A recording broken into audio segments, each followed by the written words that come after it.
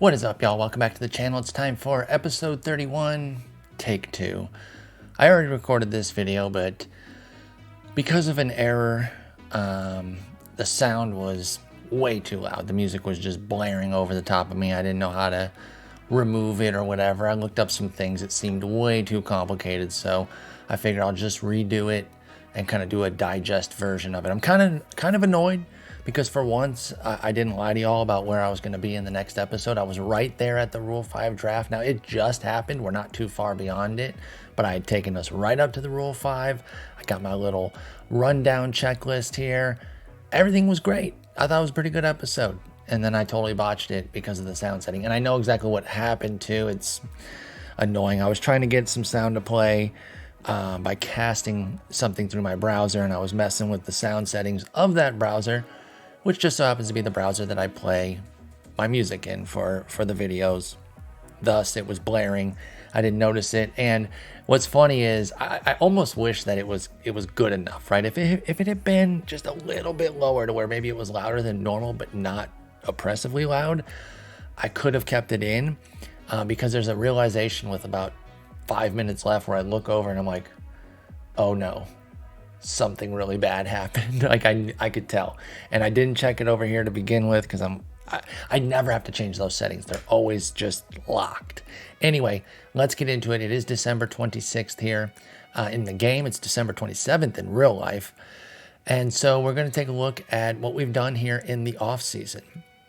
And like I said, I do have a little checklist that we will go through. Let's go ahead and get into it. First things first, I think this was covered last episode, but just so we're on the same page, we are an average market size, above average fan loyalty, which did go up, and fan interest is currently at 79, which it's up, but I still think it's too low. But I griped about that last episode. Don't need to do that again.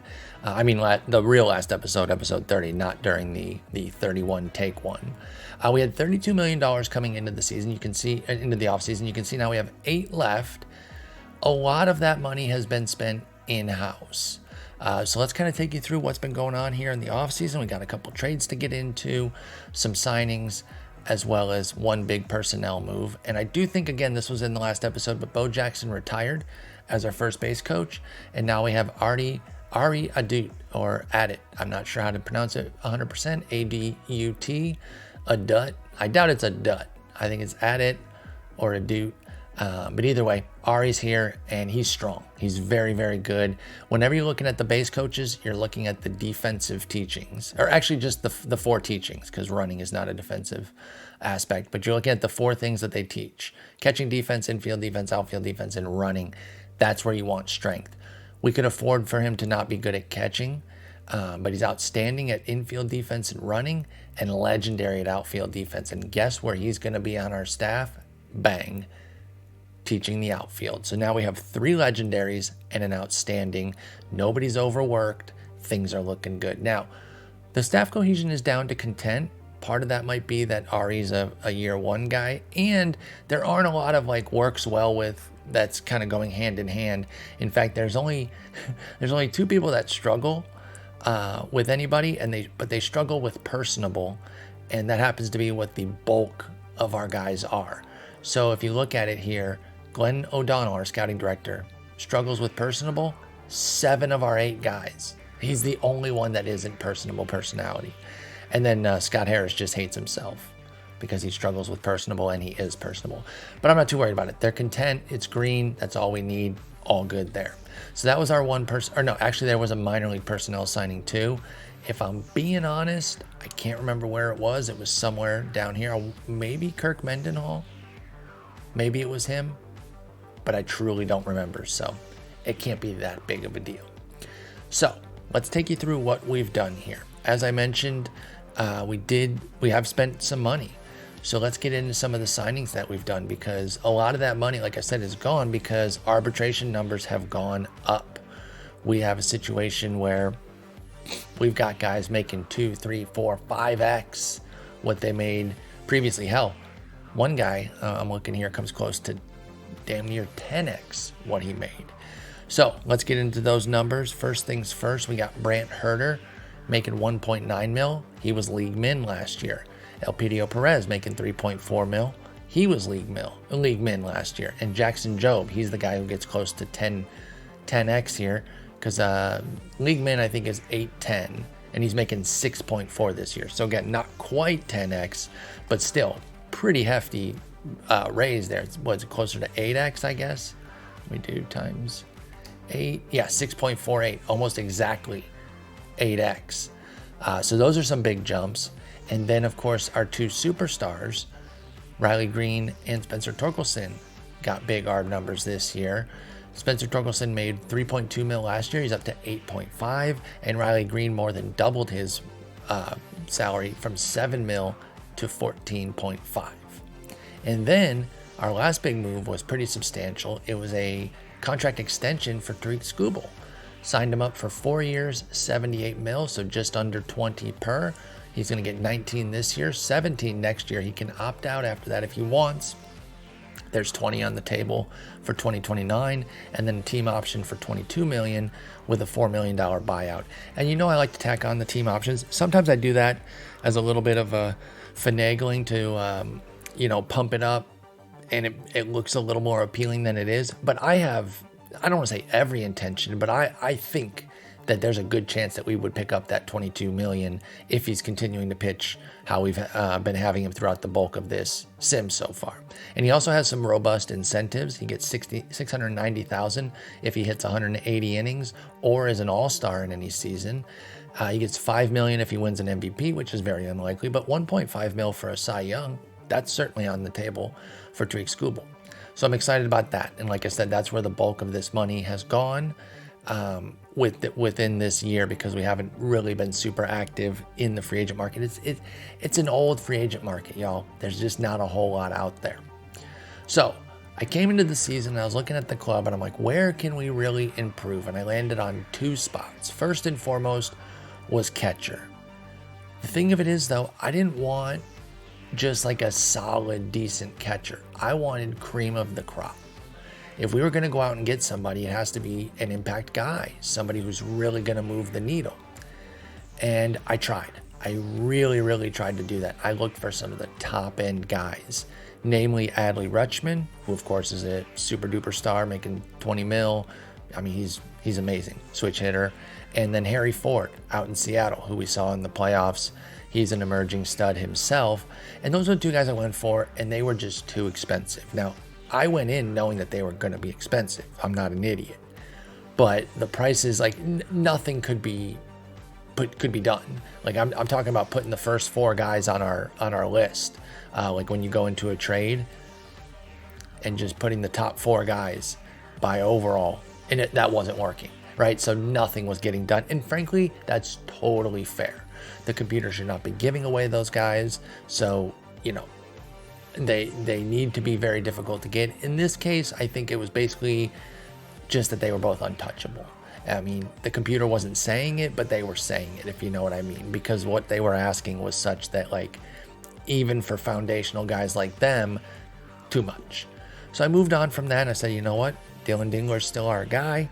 He's pretty good. And that's why we had to go really high, because he's a 55 with 65 ability, 70 arm, 55 home run in eye, which is, decent. He's had some okay offensive years. Last year was a 54, which is pretty rotten for a WRC plus, but he was 85 and 84 the 2 years before that, which I can live with if he's giving me great defense. So I was like, okay, we're gonna have to stick with him and our backup. We'll go ahead and do that. And then I was pivoting toward a second position. But in the midst of that, I'm going to get to the trade that we actually did complete here, and then I'll get into the second position that I wanted to look at. I saw an opportunity for us to move a favorite of mine, if I'm being honest, but he just didn't really have a great fit for us anymore, and that's Akil Baddoo, who is now a free agent, which I don't love when they do that, when I make a big trade. And, I mean, it wasn't a huge trade, and you'll see what I got, and then the team turns around and gets rid of him. But I packaged Akil Baddoo with Jason DeLay, a backup catcher, and Victor Pena, very modest prospect here, who's like a sidearm reliever of, no real acclaim. For Nate Clow, CLOW, I'm thinking BLOW's Blow, CLOW's Clow. Could be Clow. I don't know. I'm going with Clow. Let me know if it's different otherwise. But for Nate Clow here, 25 years old, leader with low financial ambition, and high work ethic. That sounds decent. Kind of a utility infielder, more in the Daniel Murphy vein, which means he can't really play defense anywhere, so you put him anywhere, kind of just hiding him type of deal. But he has a 65 I and a 55 avoid K.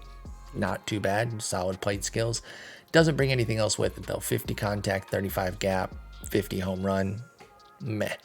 But not bad, 25 years old, going to be in AAA. And then Pat Hips is a prospect of some intrigue. I mean, he has no power to speak of, and he has a dreadful eye. His upside is 30 home run, 40 eye, but he's a slap hit and contact guy. 60 contact, 65 gap, 80 avoid K. So the ball's in play a ton, and if he can, develop the power a little bit, maybe get it up to 40, there could be something there. Or he's just like a gap god, base stealer type, playing some decent corner outfield. He has 60 range with a 60 arm. So I think a corner would make sense. He's only 19 as well. So it's a youngster. And we traded 28-year-old Akil Badu and 31-year-old Jason DeLay in that deal. So I felt pretty good about that.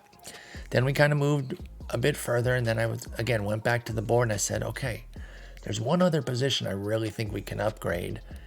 And I want to start to investigate that because Jace Young was really disappointing last year.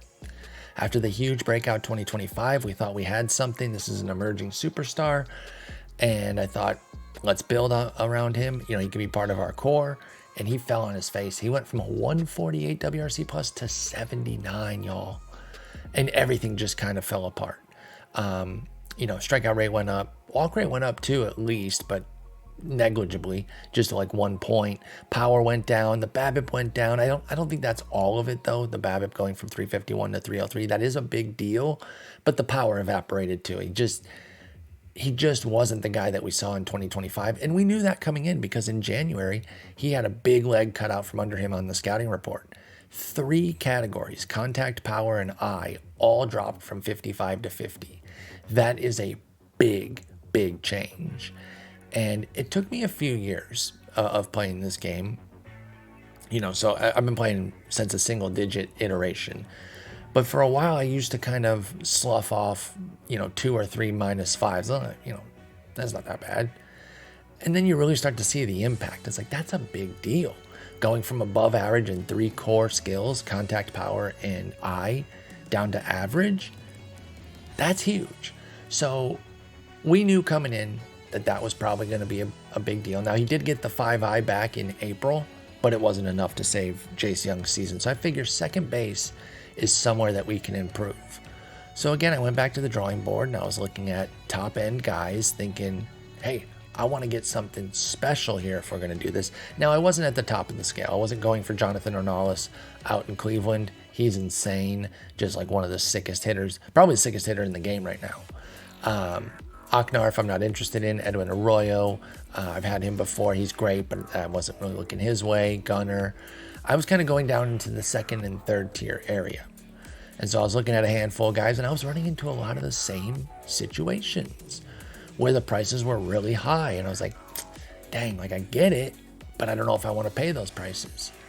Then I kind of hit on something, and I got really excited about it until I realized that I had made a mistake.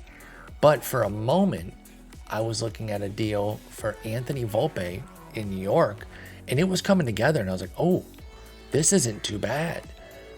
You got 25-year-old Anthony Volpe. He's a 60. He's a captain. He's got 60 range, strong defense up the middle, decent enough bat, 60 gap, 55 eye, but then 50 45s on the contact, home run, and avoid Ks. So, good, but not great. And the deal's coming together, and I'm looking at it, and I'm like, let's do this. Oh, wait, check one more thing, Paul. And I click over to the contract tab, and I was like, oh, this is why he's available. Now, let me be clear. This is not a horrendous deal by any stretch. 6 years, 83 mil, that's not really a huge albatross of a contract. The problem was, though, I was just like, he's making 8 this year, that's fine. 14.4 next year, but then 17.2 and then 20.4 for 2 years. Do I want to commit 5 years to this batting profile?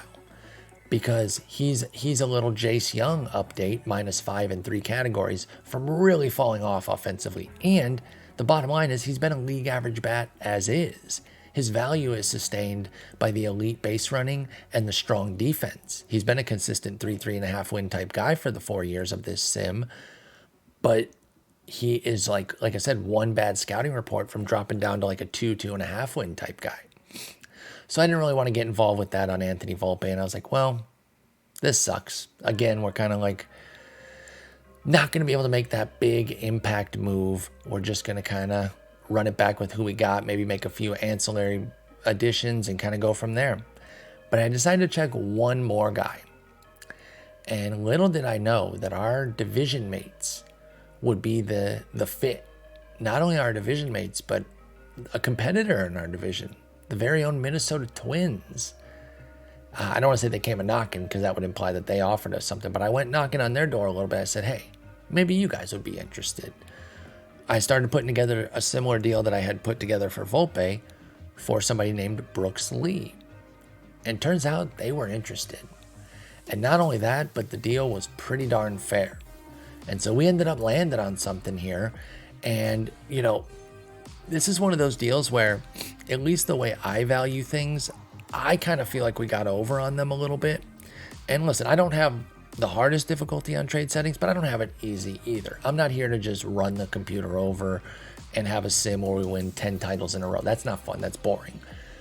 But, you know, after being turned down and having the asking prices be huge on a bunch of players, for one of them to actually be a little bit more gettable on a deal that I was comfortable with, I was like, okay, I'm going to take this. Even though if the deal was reversed, I probably wouldn't want to do it.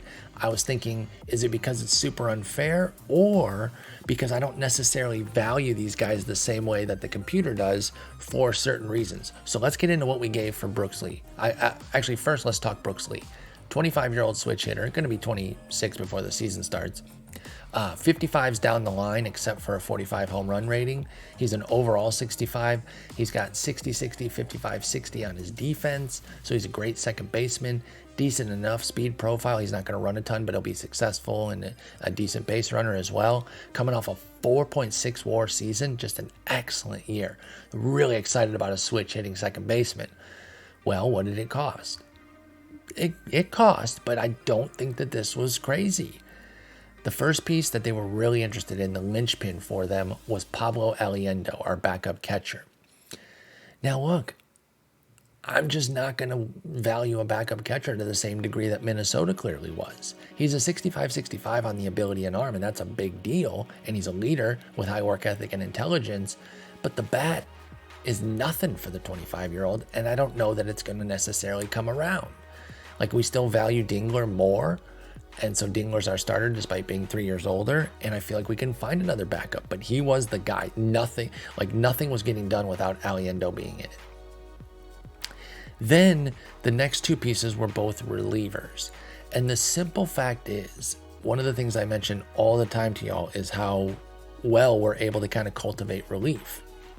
Whether it's the waiver wire, the Rule 5 draft, getting them thrown into trades as reclamation projects, or even free agents. Finding relief pitchers in this game, and honestly in the real world, isn't the most difficult thing. Like, it's not usually a great idea to pay high prices for relievers. Now, every once in a while, I will pick up a premium reliever in a free agent deal, like Edwin Diaz. We got him late in the winter in my Montreal series, and he became an absolute monster. And I've spent on luxury item relievers before, but that's when everything else is set in place. We've got some extra money, and I know it's kind of a luxury item. But generally speaking, you should try to cultivate your relief from your minors, from the Rule 5, from the waiver, etc. So Alex Lang carried a lot of trade value, but he doesn't have the same value to us at age 31, being fragile. Now, I will say I'm super impressed with him being a 60-60-50 coming off of his injury. He has 4 pitches, he has 35 stamina, he's got the borderline starter tag, so maybe a team is seeing him in that realm perhaps. He's got high work ethic, like he's still good, and he's under $2 million, but we're not valuing him that highly. So he was kind of the second piece, and I'm like, hey, I can give that. And then the third piece was another reliever, a guy we got last year, Jairo Vasquez, who's got 65-65-40, but this 24-year-old is very deceptive because he's a sidearmer. So he has a crazy split He is 70-70-45 against righties and then 55-55-40 against lefties. Really difficult to trust against left-handers. So those three make up the bulk of the deal, and then Kikito Severino was kind of a throw-in. He's out 9 to 10 months with a torn flexor tendon, and that's really all I got to tell you about that, because that makes him easy to give up. I'm sorry. When you got a long-term injury and your ratings aren't that great to begin with, I don't really have a problem trading you. But he is a 40-65-45 with 40 stamina, borderline starter. So we'll see what they can do there. I will point out, this was Chris Bubich, but then he got taken in the Rule 5, which didn't bother me. Actually, I was a little bit worried that it was going to blow up the deal, but then when I saw we could put in Severino, I was like, okay, fine. The Cubs ended up picking up Tit Scratch. He's a 45-55-50, 55 stamina, ground baller. Like, he's a legit starter under age 30, so I think it's actually a pretty good Rule 5 pick. And maybe I should have pulled the trigger on the deal before the Rule 5, so I could have kept Bubich, or at least included him in that trade, and that way we would have gotten some value out of him. But I'm not mad that the Cubs stole him, because it didn't blow up the Brooks Lee deal. So that's our big deal, is getting Brooks Lee, moving him to second. And right now, y'all, Jace Young's out of a job. It's that simple. Like, he's just not that interesting anymore, and he's not a guarantee to even break camp with the club. And I know that feels crazy because of how excited we were after 2025, but look what happened in 2026. Look at the ratings. The defense isn't really keeping a job for him, and he might not make the club. That's just how it is. So those were big trades that we did, and I like both of them. Again, I could have done the Volpe deal. Like, I don't think his contract was crazy, but I just didn't feel great about it at the end of the day there. A couple scouting updates.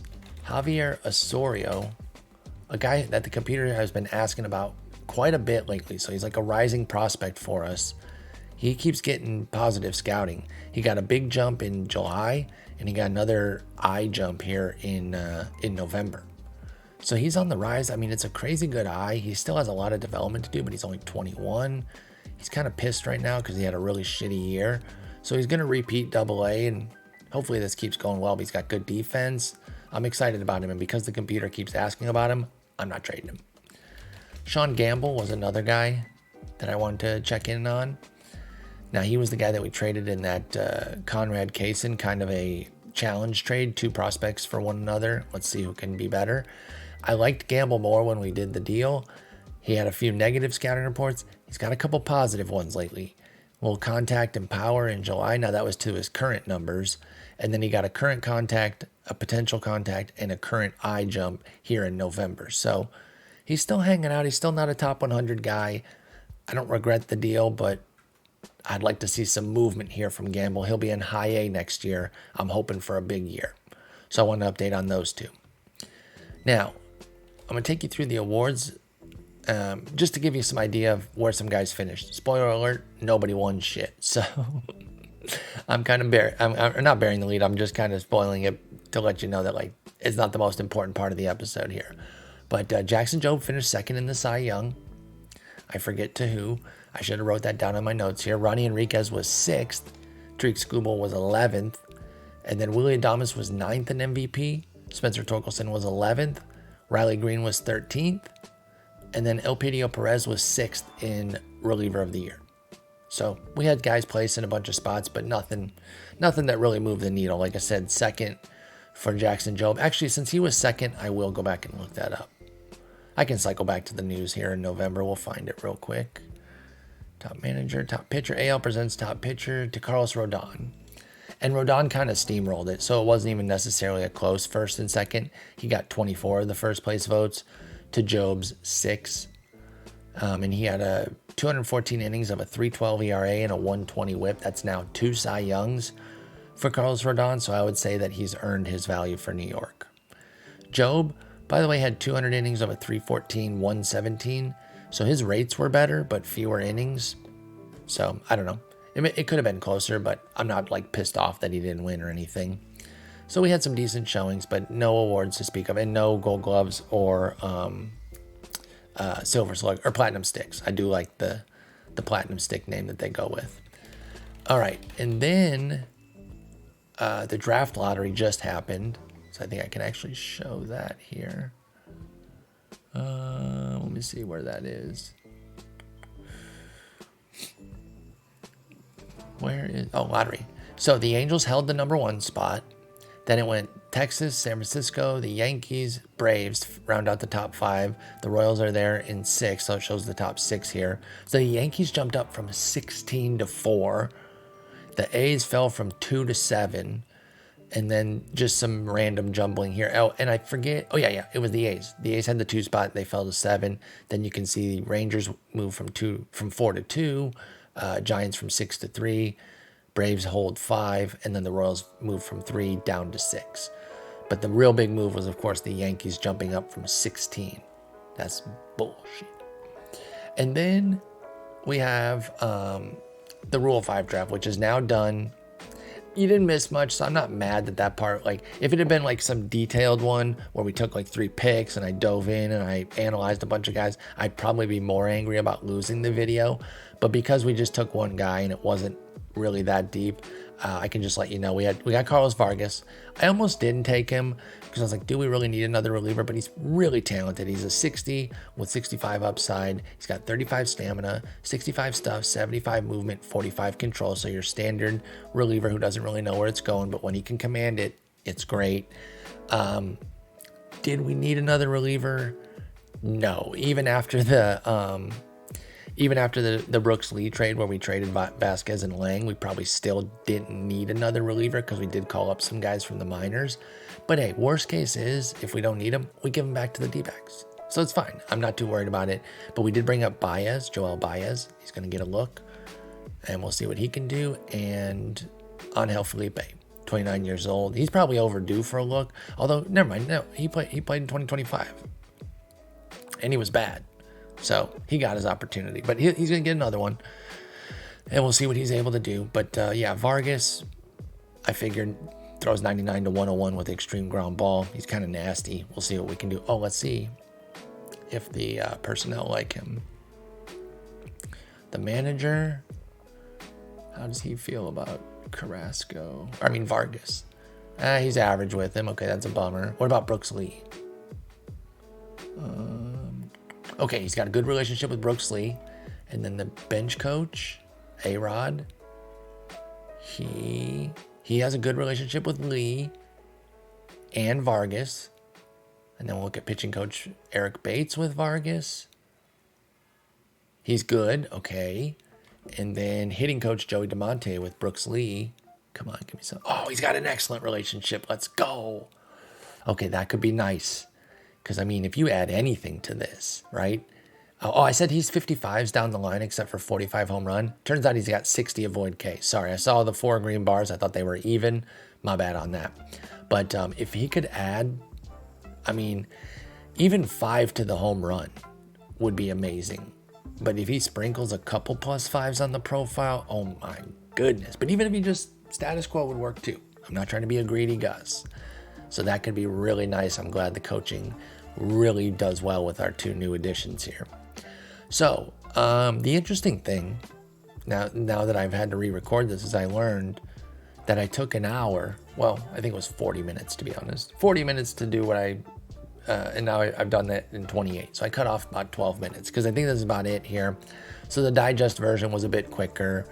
I forget what, well, I guess the Rule 5 would have taken that up because even though it wasn't a super deep Rule 5, it was still enough to dive in for about 10-12 minutes, so that would make sense. But yeah, a little bit of a shorter app here to catch up on the offseason. It hasn't been crazy, but we've kind of kept our core together. I'm excited about where everything's going. I think the trades were nice, the small one with Akil Baddoo and then the bigger one with Brooks Lee. We do still need a backup catcher. Ooh, that's one thing I forgot because he hasn't signed. That is being addressed. If you're like, well, who's going to be the backup now? You traded Delay, you traded Aliendo. We've got him coming. And it's a guy named Jinsung Shuo, S-H-U-O, Shuo. I don't know the pronunciation. If anyone knows and can correct me, please let me know. I will look it up. Which reminds me, nobody said anything, so I'm not acting like, I don't want to make it sound like I'm responding to a correction or anything, but I did confirm that it is Alexis Shagoya. I did kind of look it up. I was like, oh, am I right on that? And I found some pronunciations that were like Shagala, and you could tell that it was some busted ass voice. I'm like, that's not correct. But then when I found the Spanish origin pronunciation, which happens to be the second nation for this guy, they said Shigoya. So I stand firm with that being Shigoya. But anyway, we got Jin Sung here, which is, I'll call him that right now instead of his last name since I don't know how to pronounce it. He's not what we normally go for as a backup catcher, because usually I will just go for excellent defense and who cares what kind of bat we have. But instead, we're going to give a little bit of the defense away for a strong bat. He's coming in pretty decent, but he has upside to be quite a bit more. The upside here is 60 contact, 50 gap, 55 homer, 50 I, and 60 avoid K. That's what he could max out at. So if he's got good relationships with everybody, that would be awesome. He's kind of a dum-dum with low intelligence, and he's outspoken. So he's in here talking about God knows what conspiracy theory and 5G this, 5G that. But he's a fair deal. He wants 3.8, but it's one of those minor league ones where we can keep him in the minors for a month. Oh, actually, you know what? I think it's just a straight-up minor league deal. No, is it? Hang on. Yeah, no, I gave him 1.38. It is that minor league with the 30-day thing. So I'll just have to remember. Honestly, I don't even know why I do those, because I lost a guy a couple sims ago, and I never do it again. So if we sign him, I'll just put him in the majors. He'll just be on the team right away, because I don't want to potentially lose him like a doofus. Plus, we need him. Our guys in the minors, our backup catchers there, they're not better than him. So we're just going to have him on the roster right away if he does, in fact, sign. So, next episode, I'll either be at the beginning of spring training or at the end. It's just a matter of whether or not I want to sim it out with y'all.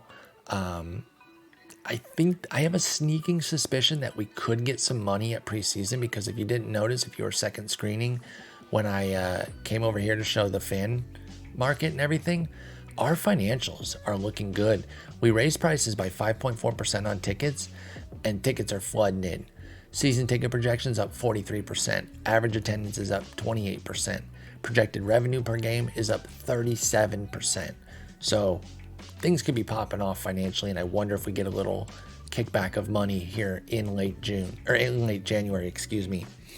Now, the thing of it is, even if we do, I don't know what I would spend that on. I talked earlier about, luxury item relievers. There are some out there, but we really don't need one. Like, we've got 14 pitchers right now. So if something like that were to happen, maybe I would do like Felipe and Mosqueda in a 2-for-1 for a minor leaguer, and then fill in their spot with one stud. Like if somebody's lurking here, like if David Bednar doesn't get signed or something. I don't know. Sir Anthony Dominguez, perhaps. I'm a big fan of his in real life. My boy Raylo, another guy I love in real life, despite his up and down career. But he's a good reliever, and he's coming off a strong season. So we'll see how that goes.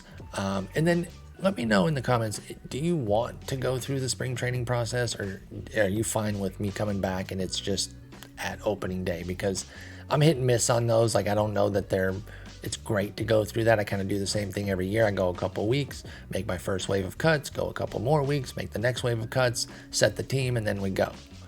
So I don't know if it's that valuable to have on video. Y'all can let me know. But thank you so much for watching. Please hit a like, hit that subscribe. I'll be back with episode 32, and we'll get this 2027 season going. I'll do a full wrap up with the international free agents, amateurs, and I'll let you know if we sign anybody else and all that sort of stuff. Peace.